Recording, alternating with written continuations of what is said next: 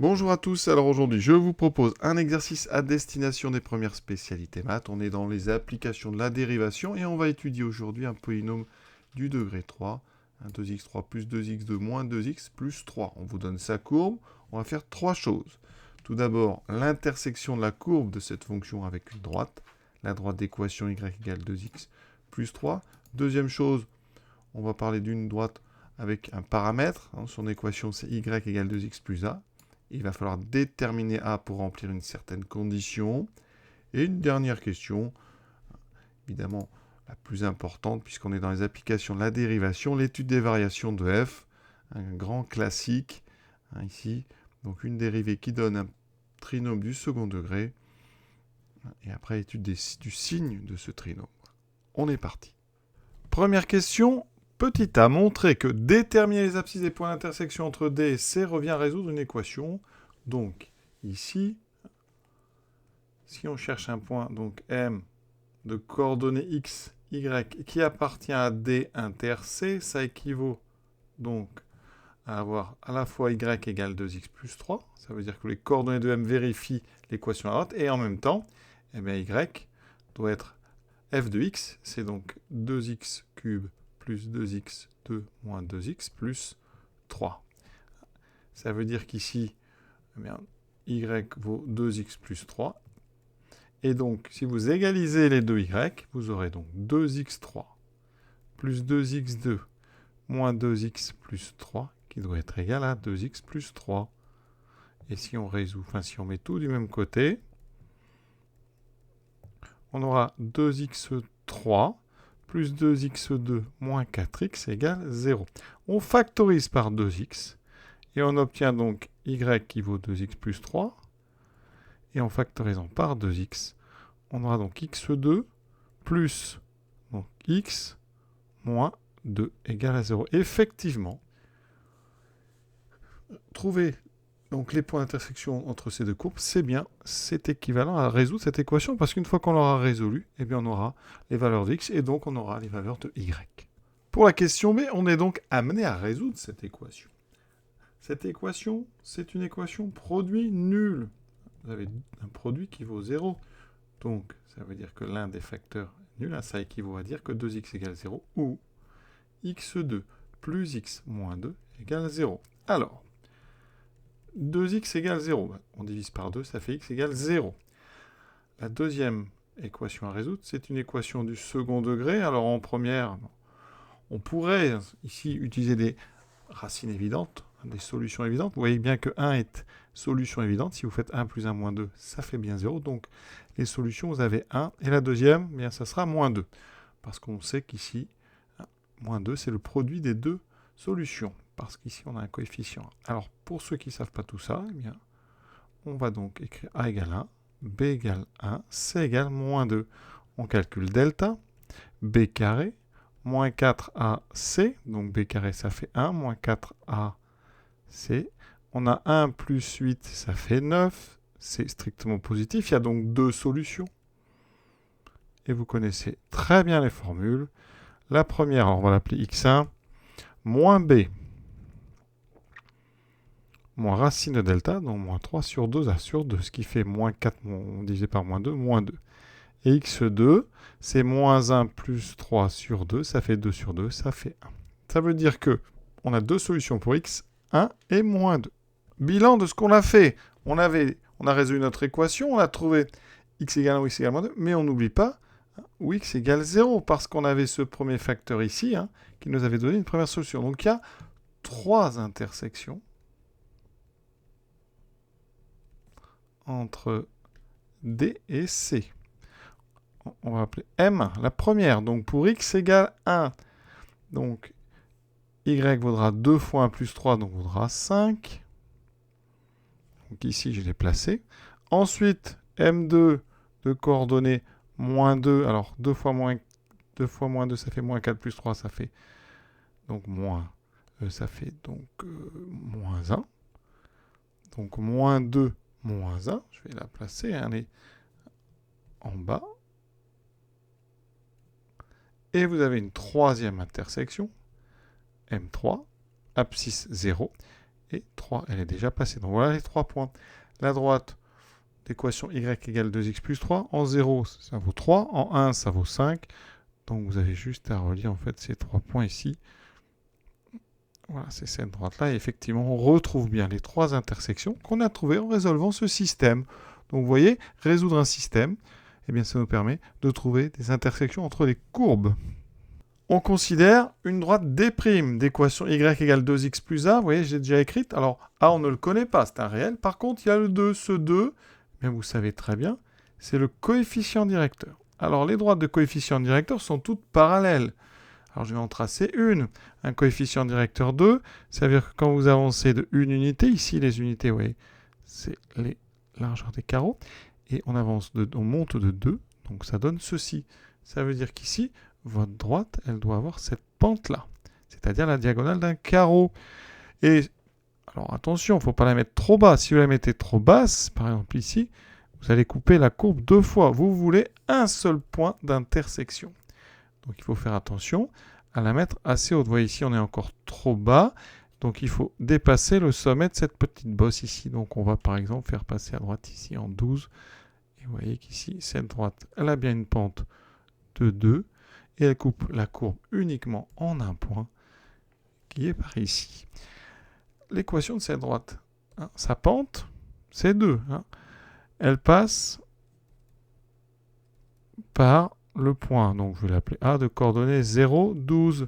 Dans ce cas-là, 12, c'est ce qu'on appelle l'ordonnée à l'origine. Et dans une équation de droite réduite, l'ordonnée à l'origine, hein, c'est justement... Quand vous avez y égale mx plus p, c'est la valeur de p ici, donc plus 12. Vous voyez bien, quand x vaut 0, j'obtiens bien y égale 12. Donc on peut proposer ici une valeur de a est égale à 12. Alors, ici, hein, vous pouvez proposer évidemment plusieurs valeurs. Il faut juste être voilà, au-dessus.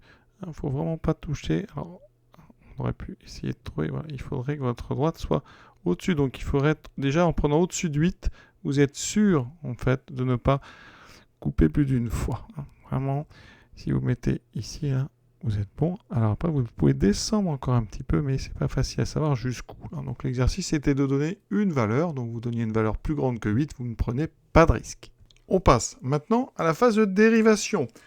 J'ai une fonction polynomiale de degré 3, donc c'est dérivable, il n'y a pas de souci, vous savez très bien faire. À savoir, la dérivée de x3, c'est 3x2. Donc ici, quand on dérive, on aura 2 fois la dérivée de x3 qui est 2 fois 3x2. Plus 2 fois la dérivée de x2 qui est 2x. Ensuite, vous dérivez moins 2x plus 3, c'est une fonction affine, on garde que le moins de le coefficient directeur. Donc directement, en général, on écrit 2 fois 3, 6x2, plus 2 fois 2, 4x, moins 2. Ensuite, pour gagner un petit peu de temps, on vous propose directement la forme factorisée. Alors quand on vous la propose, il faut l'utiliser, ça gagne du temps. Donc on va juste vérifier eh bien, que 6 fois x plus 1 fois x moins 1 tiers, eh bien, ça donne bien ce qu'on a trouvé ici. Donc on développe x fois x, x2, x fois moins 1 tiers de x, plus une fois x, plus 1x, moins 1 tiers. On développe 6x2, ça c'est parfait. Ensuite, on va faire un petit peu de place.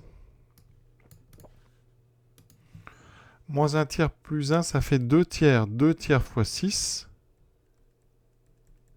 ça fait 4. Donc on a bien 6x2 plus 4x. Ensuite, on a 6 fois moins 1 tiers. Donc 6 fois 1 tiers, ben 6 sur 3, ça fait 2. Donc on a bien moins 2. Et on retrouve f' de x. Donc, effectivement, f' de x, c'est bien ce qu'on nous propose.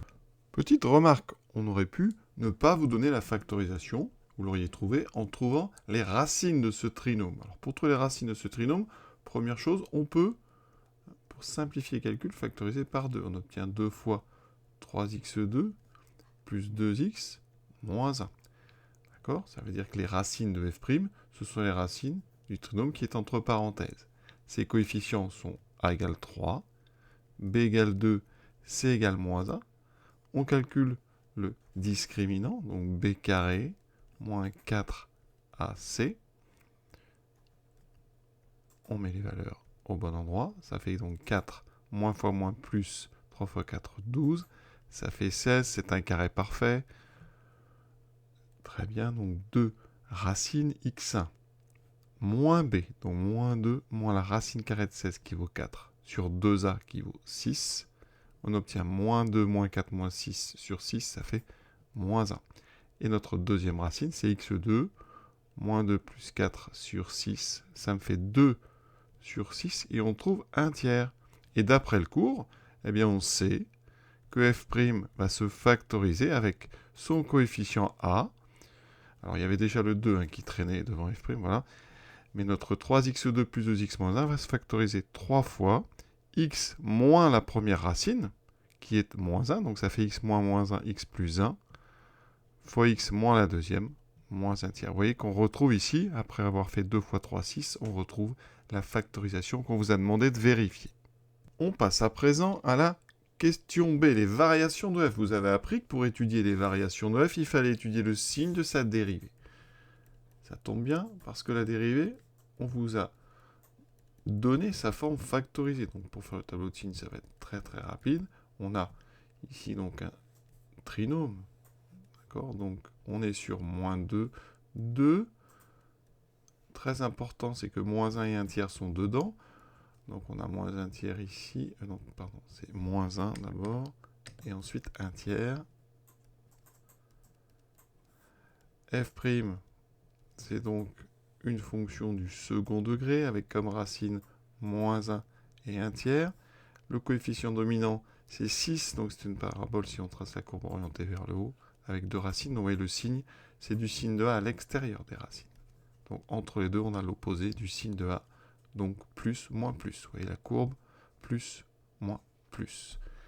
Conclusion, eh bien les variations de f de x en fonction de x, eh bien ça va donner une fonction croissante, puis décroissante, puis croissante. Il nous reste à indiquer les valeurs des extrémums locaux. On voit bien que la courbe qu'on nous a donnée correspond tout à fait à ce tableau de variation, donc c'est très rassurant. On va calculer à la main, ça fait un petit entraînement comme ça, technique.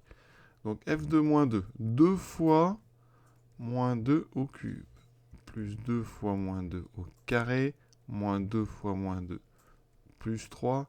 J'obtiens donc, alors moins 2 au cube, ça fait moins 8. Donc, moins 8 fois 2, moins 16. Moins 2 au carré, 4 fois 2, 8. Plus ici, moins 2 fois moins 2, 4. On obtient 8 et 4, 12 et 3, 15. Ça fait moins 1. Effectivement, c'est ce qu'il semble sur notre graphique. L'image de moins 1. Alors, on a 2 fois moins 1 au cube. Ça fait donc 2 fois moins 1. Moins 2. Plus 2 fois moins 1 au carré, ça fait donc 2. Moins 2 fois moins 1, plus 2, plus 3. J'obtiens donc 3, 5, 7, moins 2, 5. Donc, ici, on vient de vérifier l'image de moins 2. Ici, on obtient bien 5. Donc ça, c'est notre premier extrémum, un maximum local, avec ici une tangente horizontale. On met ça dans notre tableau, on continue. L'image de 1 tiers. Alors, on a 2 fois 1 tiers au cube. Alors, 1 tiers au cube, ça fait 1 sur 27. Alors, je vais peut-être écrire, et puis on va faire ça doucement, que vous voyez bien au fur et à mesure les calculs. Donc, on a 1 tiers au cube qui vaut 1 sur 27, donc on a 2 sur 27, plus 2 sur 9, moins 2 sur 3, plus 3. On va tout mettre sur 27. Donc, ici 2, plus, alors on multiplie ça par 3, 3 fois 9, 27, et 3 fois 2, 6. Ici, on multiplie par 9, donc moins 18, plus 3 fois 27, 81. J'obtiens, alors, donc ici, 6 et 2, 8, moins 10, ça fait moins 10, ça fait 71 sur 27. Alors, 71 sur 27, 3 fois 27, ça fait 80. On est à peu près à 2,7 ou 8. Voilà. D'accord? Donc, on regarde, je vérifierai à la machine. Mais ici, donc, on doit trouver ici donc l'image de 1 tiers. Alors, on est par ici. Alors, on est sur le minimum local qui est là. Et on est à peu près, effectivement, on est entre 2 et 3. Oui. Et après, vérification à la machine, c'est à peu près plutôt 2,6. Donc, on corrige ça. On a obtenu donc ici, on est à peu près en 1/3, effectivement. Il semble bien qu'on soit vers 2,6. Il nous reste la dernière valeur, donc l'image de 2. Donc je vais faire ça en bas à gauche. F de 2, alors 2 fois, donc ici ça fera 2 fois 8, 16, plus 8, plus donc moins 4, plus 3. Ce qui fait donc, alors 16 et 8, 24 et 3, 27, 27 moins 4, 23. Et effectivement, encore une fois, c'est bien ce qu'on a l'air d'avoir en haut. Donc ici, 23. On va mettre 71 sur 27. On place notre dernier point. Voilà. Et on a terminé donc cet exercice. On a donc bien étudié les variations sur l'intervalle -2, 2. Voilà. Donc j'espère que ça vous a plu. À très bientôt.